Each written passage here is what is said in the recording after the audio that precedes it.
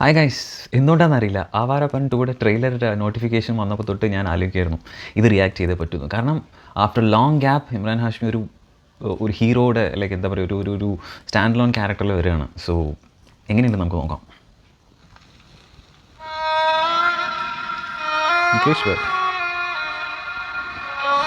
कुछ लोगों की कहानियां उनकी मर्जी से खत्म नहीं होती, उनकी നല്ല कहानी ലൊക്കേഷനില്ല. दूसरों के लिए लिखी जाती है. अच्छा. ഓ, ഈ സോങ് അപ്പോൾ റീക്രിയേറ്റ് ചെയ്യാൻ പോകുന്നുണ്ടല്ലേ? പൊളി. എൻ്റെ അമ്മേ, നമുക്ക് നോക്കാം. അയ്യോ, ശ്രേയ മരിച്ചു അല്ലേ? मौत भी अजीब है, उसने मुझे छुआ.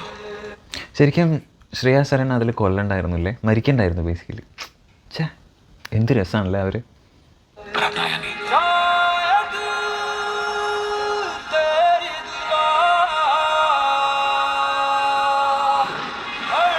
Nice hair style by the വേ.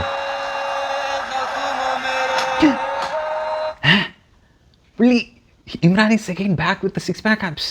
എൻ്റെ പൊന്നെ, അതായത് ലാസ്റ്റ് എനിക്ക് തോന്നുന്നു മർഡർ 2 ചെയ്യുമ്പോഴാണ് തോന്നുന്നു പുള്ളി 6 pack absലൊക്കെ വന്നിട്ട് ഭയങ്കര അടിപൊളിയായിരുന്നു. ഇയാളൊരു സംഭവം കേട്ടോ. दर्द से पुराना रिश्ता है मेरा.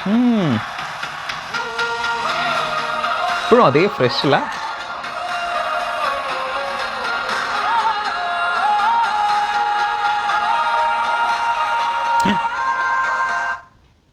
ദിശ പാട്ടിനി ആസ് ഹീറോയിൻ.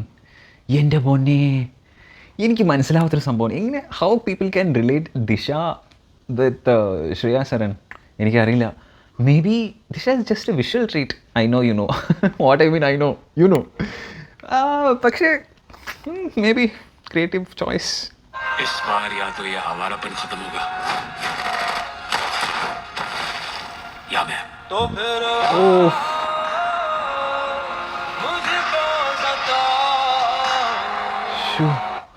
എന്തൊരു സോങ് ആണ് മാൻ.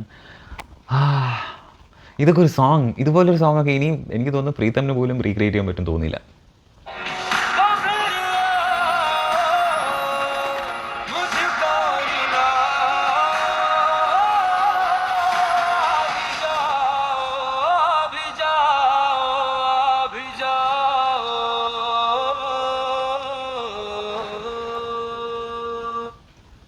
അടിപൊളിയല്ലേ?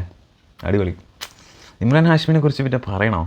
90s കിഡ്സിൻ്റെയൊക്കെ ഒരു റോൾ മോഡലായിരിക്കും പുള്ളി. സ്റ്റിൽ അല്ല, ഇപ്പോഴും നോക്കുക എന്നാ ഫ്രഷ് ലുക്കാ പുള്ളിക്ക്. അമ്മേ,